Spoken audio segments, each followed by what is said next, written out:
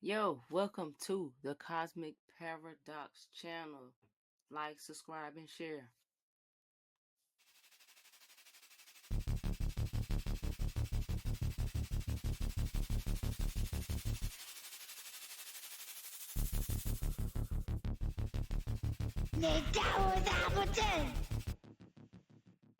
Now, if Looney Tunes was chaos magic, then the Animaniacs was controlled chaos in disguise. Animaniacs wasn't just a show about these siblings who were causing trouble. This was the Trickster Archetype split into 3 personalities, each with a specific purpose. Today, we're going to decode Yakko, Wakko, and Dot as the 3 faces of the Trickster and reveal the hidden psychological warfare that was running underneath the laughs. Now, welcome to the Cosmic Paradox channel, where we decode the unseen, unveil the hidden, and guide you through the shadow into your own light. Now, I'm your guide, Cosmic Paradox, and here we break the matrix one symbol, one story, and one soul at a time. From the occult to the esoteric, from the psyche to the spirit, this is your initiation into truth. I want to thank you all for tapping in. I appreciate y'all. This is for my YouTube family.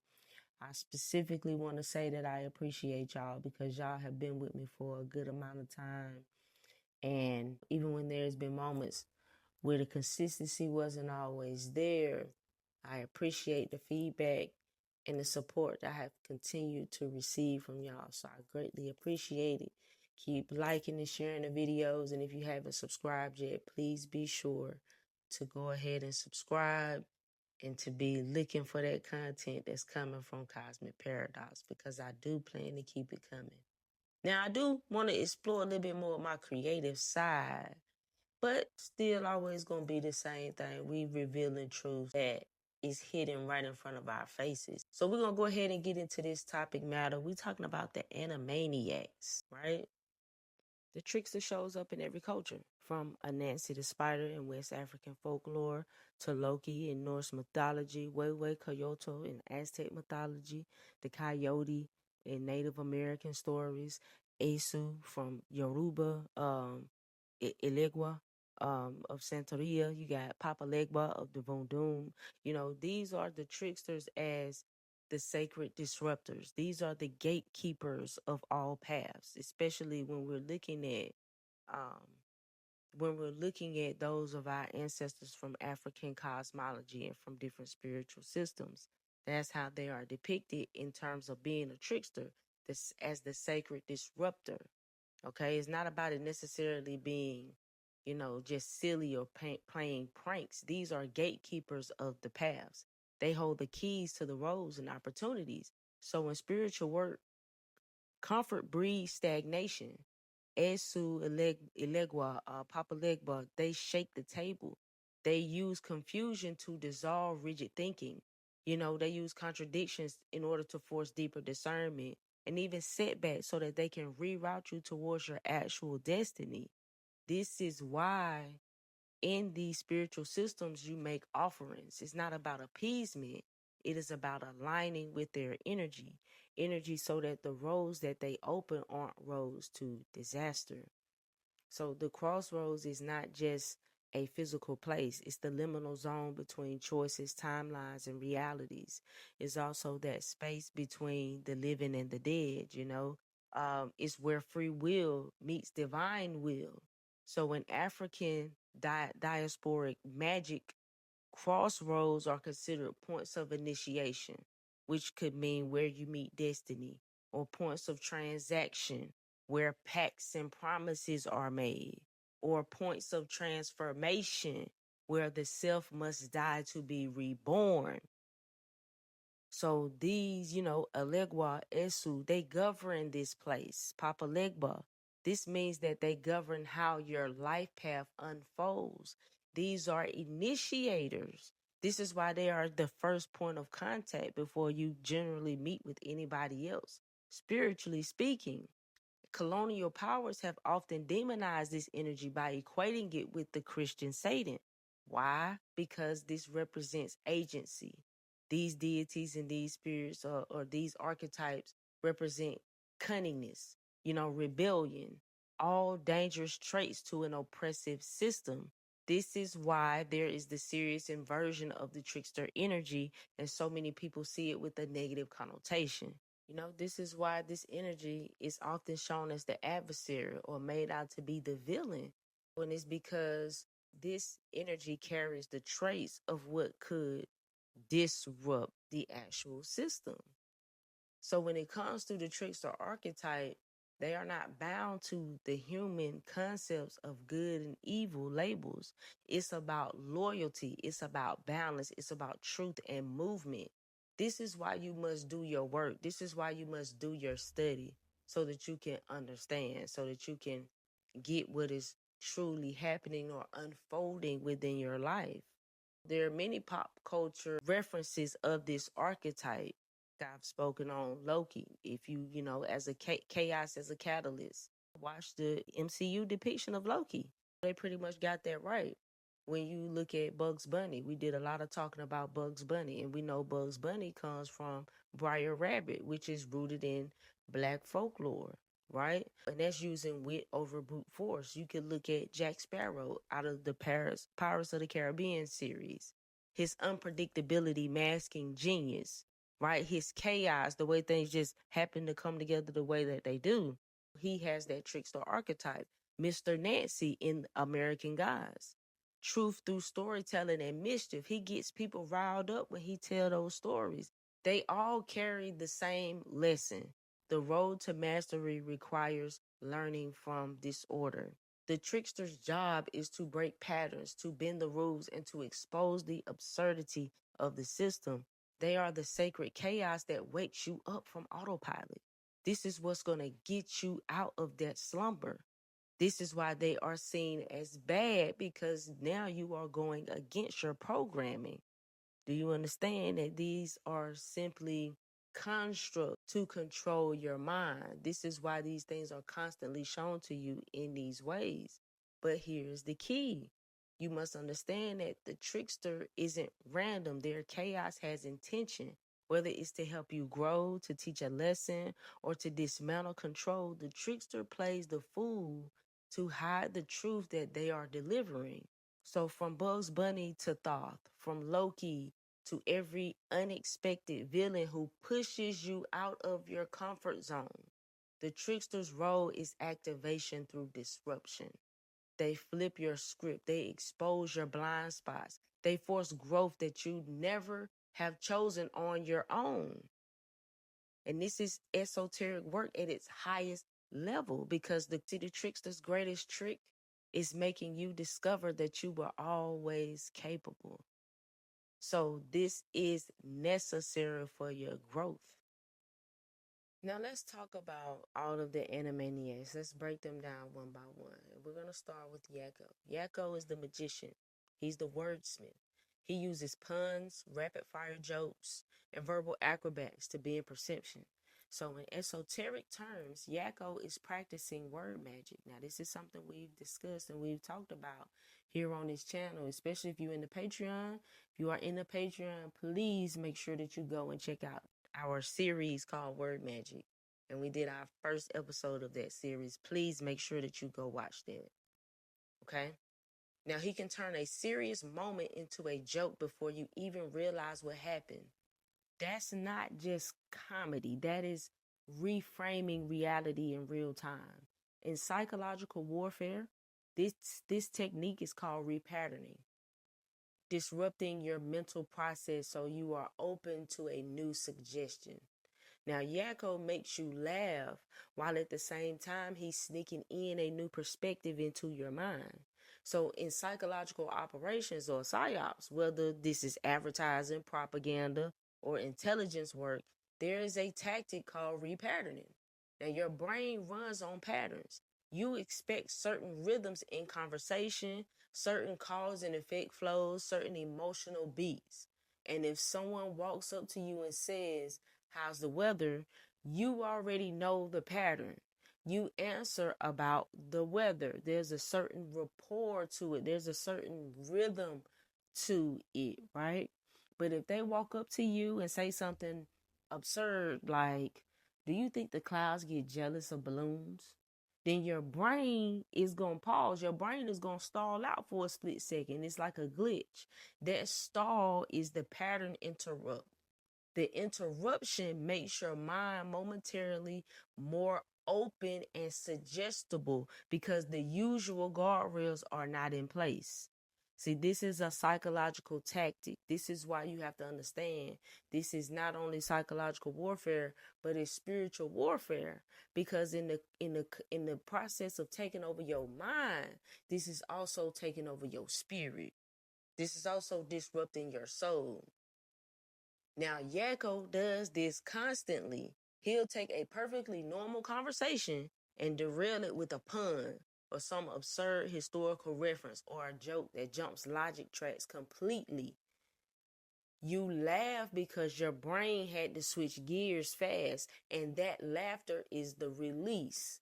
In psychological warfare, that exact opening can be used to slip in new ideas, frame narratives differently, or to get somebody to accept a suggestion without usual resistance. Yakko's version is comedic, and we could say it's harmless, but the mechanics are identical to what is used in sales pitches, in hypnosis, even military psyops. Now, in the occult, repatterning is the exact same process as breaking a binding spell. You disrupt the old energetic loop so a new current can flow. Every thought pattern is like a magical sigil you've been unconsciously charging over time. Repetition builds power, and before you know it, that mental loop is shaping your reality. So, a magician or a trickster will throw something absurd, shocking, or contradictory right into the middle of that loop. That's the banishing part. It clears away the space. So, in chaos magic, this is the moment between the old symbol being destroyed and the new one being implanted, a window where that subconscious is now wide open. It's open season. So Yakko uses this wordplay and these rapid shifts as that magical cut, slicing the mental pattern so that the next thing that he says goes straight into your subconscious without those usual filters. So whether it's psyops, sales, hypnosis, or ritual magic, the core mechanic is the same. Break the old pattern, slip in the new command. The only difference is the intention behind it. So we have to be mindful of this and understand what is being programmed into our subconscious. So those little seemingly harmless jokes, or even things that we might would be okay with being slightly kind of biased towards, those things are still there. You're biased to them because you've been conditioned to be biased to them. You've been programmed to see it this way, to go this way, to accept this narrative. So you always have to keep that in mind. This is how these things, in knowing and understanding and being able to decode, allows you to take your power back and empowers you, because you understand not only just what these means, you understand what is happening to you. You're learning more about the world that you are in and how to protect yourself within this world. Now, Wakko is the sacred fool, the chaos agent who operates without shame, without logic, and without the limits of the normal world. The fool archetype in tarot isn't about ignorance, it is about freedom. Freedom from the fear of looking stupid, freedom from the need to conform. Wakko's nonsense, his over the top reactions, they bypass your analytical brain and hit you in that childlike space where rules don't matter. In programming terms, Wakko destabilizes the operating system. So once your guard is down, you can see just how ridiculous the rules of the reality really are. Now think of your mind like a computer. It runs on an operating system made up of beliefs, rules, and patterns that you picked up since birth. Now, most of these rules aren't hard facts. They are just coded. You accepted them without question. Things like don't act silly, people ain't gonna take you serious. I'm saying there's a right way to do things. Reality works like this. And Wakko's whole purpose is to crash that system. He does it through nonsense, surreal humor, and over the top physical comedy that doesn't obey the laws of the world. So the moment he does something that shouldn't be possible, like pulling an impossible object out of nowhere or reacting in a way that no sane person would, your mental operating system stalls. It glitches. There's the glitch. That's a logic error. So you know how when you see on the matrix it says error, that's the error he brings out. In that stall, in that glitch, something powerful happens. You are reminded that these so-called rules of reality are just agreements. They are not absolute. In metaphysical terms, this is the same principle as breaking the enchantment of consensus reality. Every society runs on collective spells, unspoken agreements about what is real. That's all they are. What's possible, how you are supposed to behave, right? The sacred fool archetype exists to violate those spells so people can see the cage that they are in. So Wakko destabilizes the code so that you can peek behind the program. And once you see how ridiculous the rules are, right? Once you see how oppressive it really is, or once you see how much it is taken from you, then you get to a place where you realize that you can rewrite them. This is how you then override the code and you rewrite the code or rewrite the program. Now, if we move on to Dot, Dot is the feminine trickster, the mask of innocent with razor sharp wit. She flirts, charms, and plays cute, but she's the one slipping in the most cutting truths. This is archetypal Lilith meets Venus energy, beauty and charm used not to manipulate from harm, but to disarm authority and create openings for truth.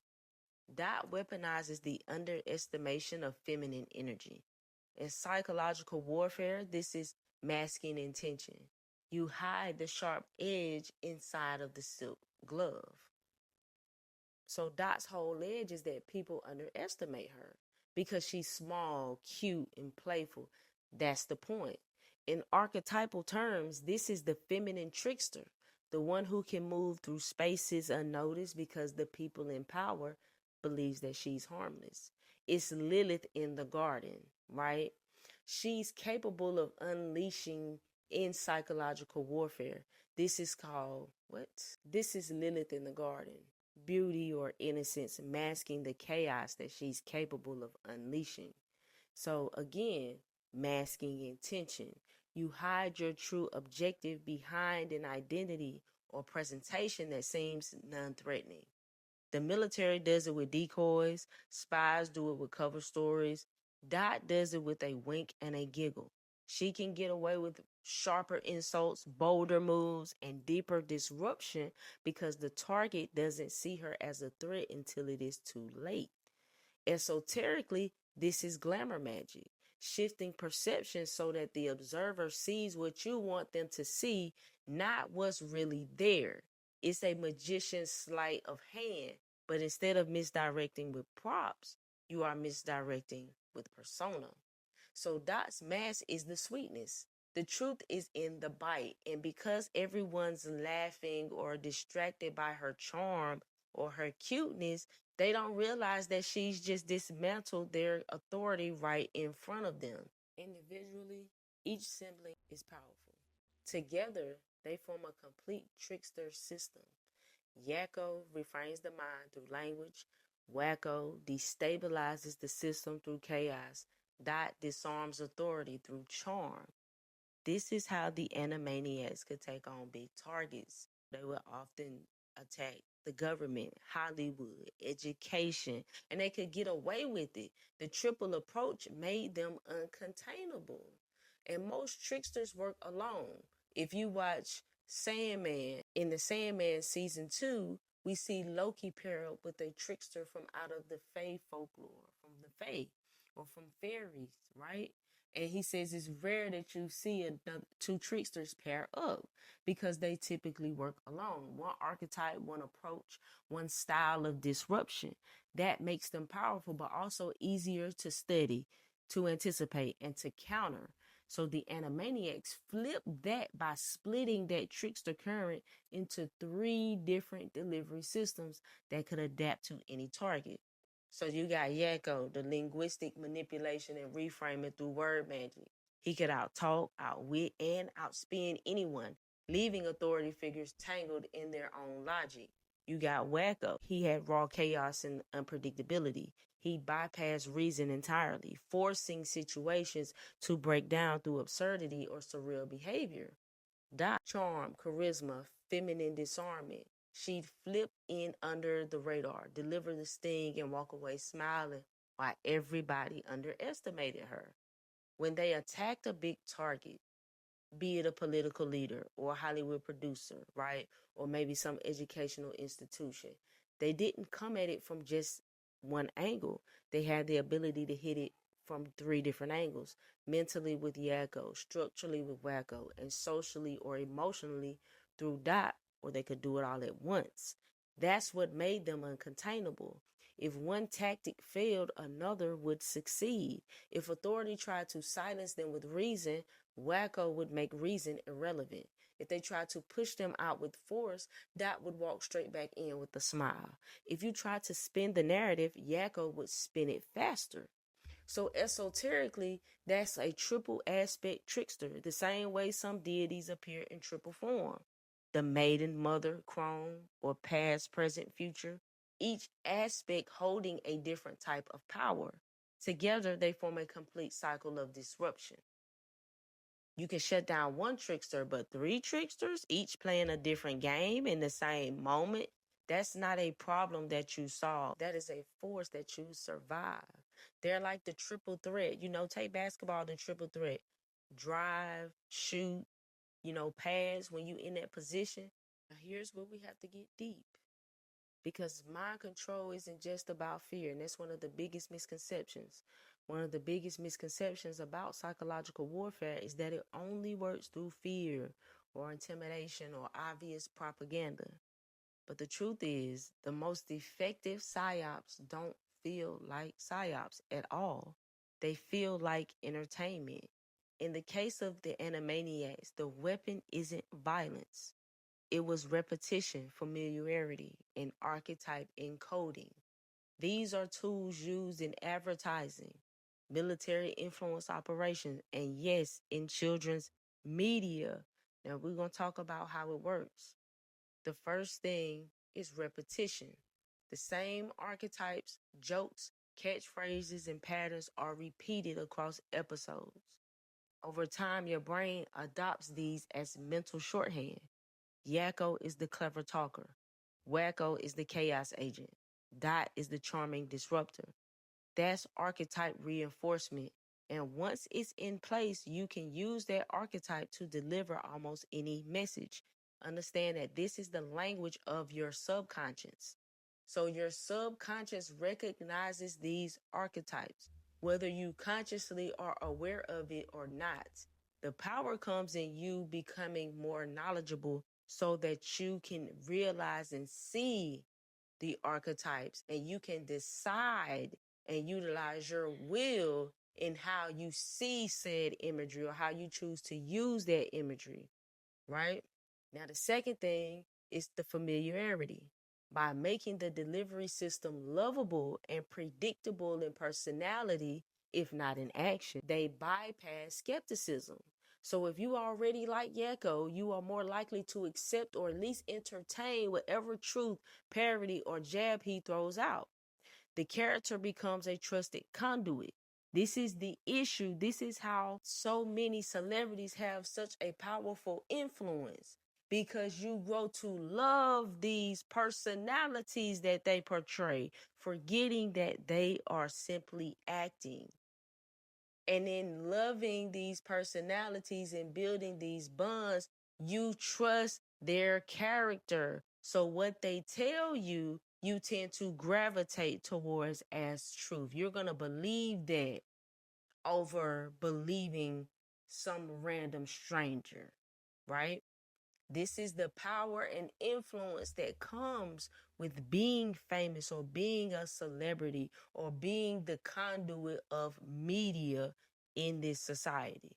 Number 3, and I briefly spoke this, archetype encoding. Archetypes speak directly to the subconscious because they are older than language. It's in your DNA. When you put a message inside a trickster act, the conscious mind is too busy laughing to guard the gates, but the subconscious takes notes. Now, here's the subtle part. Animaniacs often targeted systems of power, Hollywood execs, political leaders, corporate greed, even aspects of the school system. But because these were wrapped in humor and non-threatening animation, the satirical blows slipped past the cultural censors. That's what's in PSYOPs. You'd call camouflage delivery. Make the payload look like something fun so it is never intercepted. This is people's problem with saying some media is too woke because it is delivering these liberal messages, and sometimes they are conservative. So they are delivering propaganda to you and camouflaging it through comedy, through entertainment, right? And most animated films and series do this, whether intentionally or as part of the machine. We've seen Disney embed moral codes, social hierarchies, and cultural myths into their stories for decades, and you learn them without ever realizing you were in class. That could be happening also on the flip side, and there could be propaganda and agendas also being fed through these same channels. Pixar has often used emotional arcs to normalize difficult truths about death, identity, or social corporation. But you have to be mindful of the same thing. Looney Tunes, as we discussed before. And if you haven't seen that Looney Tunes series, please go back and check it out. But Looney Tunes, before Animaniacs, were already planting cultural attitudes and social scripts in slapstick or chaos comedy. And we know that the Looney Tunes came about during a very racial period, right? So there's a lot of racial undertones underneath or being delivered through those archetypes. Now, esoterically, this is symbolic entrainment. It is tuning your emotional and cognitive frequency to respond a certain way when a particular archetype, symbol, or pattern appears. And once your mind is entrained, it can be guided, not always maliciously, but definitely powerfully. And Animaniacs tends to utilize those same things. This is also why you see the clown being depicted in a very horror fashion nowadays. So we tend to see the sacred clown archetype being inverted and perverted and given to you in this gore horror filled, fearful manner. So now you have a fear of this archetype. Now you have a fear of the initiator. This is the one that introduces you to the spirit world. So if you have a embedded, entrained fear due to the program or propaganda you've been fed, how you gonna wake up? How can you wake up when that is the one that wakes you out your slumber? That is what you very much have to do. This is why they align this archetype with the Christian devil or Christian Satan. So that way that there is so much fear that you have to override or overcome to even begin to look in the direction of the occult or the metaphysics, because it has been embedded in you so deeply to fear it or to view it with a negative perspective. So something like a Animaniac shows you this in a playful manner. And we can even see where this has even been used to flip that within the system. Because they were also showing you how to utilize chaos. And chaos makes you question the system. But make no mistake, the technique is the same. It all boils down to the intention. Not every creator is creating with the intention of maliciously taking from you. There are some creators who create to uplift and inspire others. But we are also dealing with the machine. So we got to eat the meat, spit out the bones. everything is not going to be perfect. There's going to be downsides to everything, but you got to pick. You got to take your jewels, take the nuggets, take what you can get from it and move on, because there is going to be both. Because most of the time, you're not even going to get that media without it being some bullshit wrapped up in there somewhere. There got to be some type of something. It might be a very heavy message, but it also might give you some white savior shit. It's going to come with it. You got to eat the meat and spit out the bones. You're not going to get it all that way, because there are forces at play that is very much against your awakening. Yakko, Wakko, and Die. And more than just cartoons, they're a wake-up call wrapped in chaos comedy, wrapped in animation. And all this week, we are decoding every archetype, every symbol, every hidden layer of the Animaniacs. We're also going to go a bit deeper into some of these things we talked about. Most specifically, we're going to talk about that sacred clown inversion and how it has become molded into this more modern horror killer clown, slasher clown archetype that we are seeing. So this is something that we're going to get into a bit deeper. So make sure, if you're not subscribed, make sure you subscribe to the channel, turn your notifications on, and please head over to the Patreon, where there are additional resources where you can purposely take this information and dive deeper with some of the journal prompts provided, some of the rituals provided, some of the activities that's provided. So go ahead and go on over to the Patreon and make sure that you really maximize this information. And make sure that you're following me. Follow Cosmic Paradox on all the platforms here. Subscribe to the Patreon. Follow me on Instagram, Facebook, TikTok, because we're going deeper into this thing. And it's way deeper than just the nostalgia of it. We grew up in an area where there's a lot of great things that we can get nostalgia about. But it's also time that we reclaim these things that shaped and molded our reality, and we become empowered in this knowledge and apply it to our lives, where we can grow and transform. So I'm Cosmic Paradox. I hope you enjoyed the video. Be sure to tap in. Be sure to like and subscribe, and share the video, share the video, share the video. I'm Cosmic Paradox. I'm out. Peace.